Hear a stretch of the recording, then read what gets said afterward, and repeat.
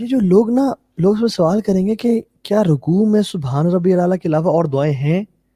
واللہ مطلب لوگوں کو یہ بھی نہیں، بیسک بھی نہیں پتا.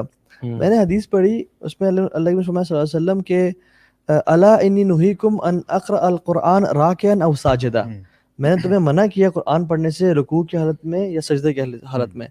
اور پھر رکوع میں کیا کرو، فعظموا فیہ رب جل وعلا، اپنے رب کی عظمت اور کبریائی بڑائی بیان کرو. وفی السجود فاکثروا، بلکہ فاجتہدوا فی الدعاء، سجدے میں مطلب مجاہدہ کرو، جہاد کرو، کثرت سے دعائیں کرو. اور ہم لوگ تو رکوع میں، اب رکوع کی جو دعائیں ہیں مطلب ایک دو اگر ہم بتائیں، اللہم لک رکعت وبک آمنت ولک اسلمت خاشع لک سمعی وبصری ومخی وعظمی وعصبی، مطلب بتاؤں تو تب مزہ آتا ہے نا. اصل بات بھی تو یہ ہے، مطلب پڑھے تو بندہ مطلب کسی اور دنیا میں چلا جاتا ہے. انسان کہتا ہے خاشع لک سمعی وبصری، یا اللہ میری سماعت کام ڈر گئی اور میری آنکھیں ڈر گئیں تیرے سامنے. اور سجدے میں کہ اللہم لک سجدت وبک آمنت ولک اسلمت سجد وجہی للذی خلقہ وصورہ وشق سمعہ وبصرہ. اور پھر دعائیں مطلب انسان کثرت سے جب مانگنا شروع کرے سجدے میں. عبداللہ بن مسعود نے ایک دفعہ اللہ کے نبی کے ساتھ نماز پڑھی، اور اس میں جب وہ ساتھ کھڑے ہوئے تو اللہ کی نے سورہ بقرہ شروع کر دی. اچھا رسول صلی اللہ علیہ وسلم نے خاموش نماز میں، جب وہ آئے تو سورہ بقرہ شروع کی. مطلب اس سے پہلے اللہ کے وسلم واز ان صلاح and he was thinking and thinking and thinking not deciding anything. ہم لوگ شاید یہ کبھی کریں ہی نا، ٹھیک ہے. اور آئے سورہ بقرہ شروع کی، انہوں نے سوچا کہ 100 آیات پہ رکوع کر جائیں گے. عبداللہ بن مسعود نے سوچا کہ اللہ کے 100 آیات پڑھ کے رکوع کر لیں گے، کیونکہ 10 آیات 100 آیات اور 1000 آیات کی فضائل ملتے ہیں. تو انہوں نے کنٹینیو کیا، انہوں نے کہا شاید سورہ بقرہ پڑھ کے رکوع کر لیں گے. سورہ آل عمران شروع ہو گئے، پورا کنٹینیو کیا. سورہ النساء، بلکہ سورہ النساء پہلے پھر سورہ آل عمران پہ آئے، اور تینوں ہی 5.5 پارے پلس بنتے ہیں. ابن مسعود چونکہ بچے تھے، کہتے ہیں I had a evil thought in my mind کہ میں نکل جاؤں یہاں سے نماز چھوڑ دوں. اچھا یہ جو بات بتانے کی ہے وہ یہ کہ the رکوع was close to the قیام. 5.5 پارے کا ٹائم لگائیں. اچھا ہمارے 5.5 پارے نہیں، کیونکہ ان کی نماز کے بارے، ان کی قرآن کے بارے میں آتا ہے کہ وہ ہر آیت کے بیچ میں وقفہ کرتے ہیں. جہاں جنت کا ذکر آتا ہے وہ کہتے ہیں اللہم انی اسألک الجنہ، اور جب جہنم کا آتا ہے اللہم اجرنا من النار، اور دعائیں کرتے. صحیح بات ہے. اور پھر سبحان اللہ ان کا رکوع، اور پھر سجدہ واز کلوز ٹو رکوع. اور ایون جو قیام ہے نا رکوع کے بعد سجدے سے پہلے، اٹ واز کلوز ٹو رکوع. ہاں بالکل، وقفہ جو ہے ہم لوگ کیا کرتے ہیں سمع اللہ لمن حمدہ. اچھا زیادہ سے زیادہ کسی کو یاد ہے ربنا ولک الحمد. اتنی دعائیں ہیں. ایک دعا آتی ہے سمع اللہ لمن حمدہ اللہم، مجھے خیر بھول گئی، یہ تو بڑی کامن ہے، یہ تو لوگ پڑھتے ہیں. اللہم لک الحمد ملء السماوات وملء الارض وما بینہما وملء ما شئت من شیء بعد اہل الثناء والمجد احق ما قال. لمبی دعا. بالکل.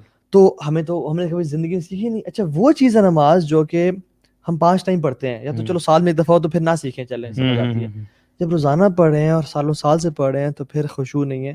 اللہ کی بھی نے کہا تھا نا کہ اول الشیء یرفع هذه الامه الخشوع حتى لا ترى فيها خاشعہ، حتى لا ترى فيها خاشعہ. ایک بھی تم نا خشوع والا انسان نہیں پاؤ گے. جو سب سے پہلی چیز میری امت سے اٹھا لی جائے گی وہ خشوع ہے.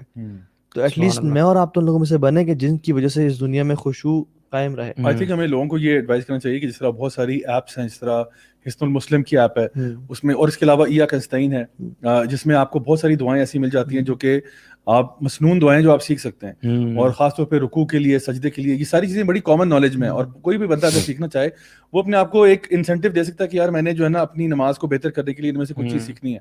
اور میں سمجھتا ہوں کہ کبھی نہ کبھی نا ایک ہماری جو آڈینس ہے اس کو ہم ایک ٹاسک دے دیتے ہیں کہ ابھی رمضان کا مہینہ نا، اس میں ہر روز کم از کم ایک کسی نماز کا کوئی ایک سجدہ ایسا ضرور رکھیں جو آپ کو تھکا دے. یعنی سجدے میں جائیں اور واپس نہ آئیں، اور بس اللہ تعالیٰ سے مانگتے رہیں دعائیں مانگتے رہیں. اور دیکھیں ویسے تو مسنون یہ ہے کہ آپ عربی میں دعا مانگیں، ٹھیک ہے، آپ جو ہے نا جو بھی آپ کو دعائیں آتی ہیں وہ آپ مانگیں، جتنی زیادہ آتی ہیں اتنی اچھی بات ہے. لیکن اگر وہ نہیں بھی آتی ہیں تو انسان اردو میں بھی مانگ سکتا ہے، اپنی زبان میں بھی مانگ سکتے ہیں.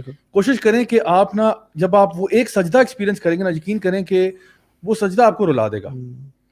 آپ جب اتنے لمبے، کیونکہ دیکھیں نا سب سے قریب ترین جب انسان بندے یعنی اللہ کے قریب ہوتا ہے نا وہ سجدے کے حالت میں، اور وہ بھی رات کے آخری حصے میں اگر ہو جائے. یعنی آپ سوچیں کہ سحری کا ٹائم ہے نا، سحری سے کوئی تقریباً مطلب جس ٹائم پہ آپ سحری کرتے ہیں، فار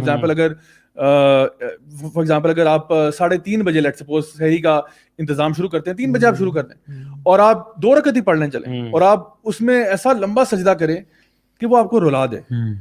پھر آپ دیکھیں کہ وہ آپ ایمان کے علاوہ, کیونکہ اس سے زیادہ قریب کوئی وقت نہیں ہو سکتا, کوئی پوزیشن نہیں ہو سکتی جہاں پہ آپ اللہ سے قریب ہیں. اور اتنے جب اللہ کے آپ قریب آ چکے ہیں, پھر مانگو جو مانگنا چاہتے ہو. اسی لیے ہمارے علماء کہتے ہیں نا کہ تہجد کی نماز جو ہے وہ ایسا تیر ہے جو اپنا نشانہ مس نہیں کرتا کبھی. تو آپ اپنا یعنی جو بھی آپ نے چیز اللہ تعالیٰ سے مانگنی, تو میں نے کہا تھا نا کہ وہ پہلے سے آپ کو پتا ہوگا کہ میں نے اللہ سے یہ چیز مانگنی ہے آج. اور دیکھیں جب مانگنا اللہ سے مانگا جاتا ہے نا, تو پھر آپ ڈنکے کی چوٹ پہ مانگ کریں. یعنی زیادہ مسکین بننے کی ضرورت نہیں انسان کو کہ یا اللہ پتہ نہیں تو نے دینا تو دے دے, ورنہ کوئی بات نہیں میں گزارا کر ہی لوں گا. اس طرح دعا نہیں مانگی جاتی. آپ کہتے ہو یا اللہ تو کائنات کا مالک و خالق ہے, یا اللہ مجھے عطا فرما دے. ویسے بھی جیسے آپ اللہ کے گمان رکھتے ہیں اللہ کے بارے میں, اللہ تعالیٰ ویسے ہی معاملہ کرتا ہے. لوگ جو ہے نا وہ زیادہ ہی کبھی کبھار نا دعاؤں میں بھی بہت مسکین بن جاتے ہیں. یعنی دعا مانگتے ہوئے بھی نا یا اللہ چلیں تو نے دینا تو دے دے, ورنہ کوئی نہیں, خیر ہے دیکھ لیں گے, آپ گزارا تو کر ہی لیں گے. کتنے فضائل کٹھے ہو رہے ہیں صاحب. اگر رات کو انسان مطلب ایک تو رمضان, دوسرا تہجد کا ٹائم, اللہ سبحانہ تعالیٰ پہلے آسمان پہ تشریف لائے ہیں اور منادی کریں کوئی ہے دعا کرنے والا میں دعا قبول کروں. تیسری چیز کہ وہ نماز میں ہے, نماز ایک اٹ سیلف عبادت ہے. چوتھی چیز کہ وہ سجدے کی حالت میں ہے, کیونکہ حدیث میں آتا ہے اقرب ما یکون العبد من ربہ وهو ساجد فاکثر الدعاء. اور دیکھیں اللہ نے کیا فرمایا کہ انسان سب سے قریب رب کے ہوتا ہے جب وہ سجدے میں ہوتا ہے, تو کیا کرے, مطلب کیا کرے اسے بتا بھی اکثر دعا, دعا کثرت سے کرو, کیونکہ یہ وہ ٹائم ہے اللہ تعالیٰ کے قرب کے لیے سجدوں میں اضافہ کرنا چاہیے. تو اللہ تعالیٰ سے قریب ہونے کا اس سے اور بہتر کیا ذریعہ ہوگا کہ آپ سجدے کی حالت میں, اللہ کے نبی سے بھی قریب ہونے کا.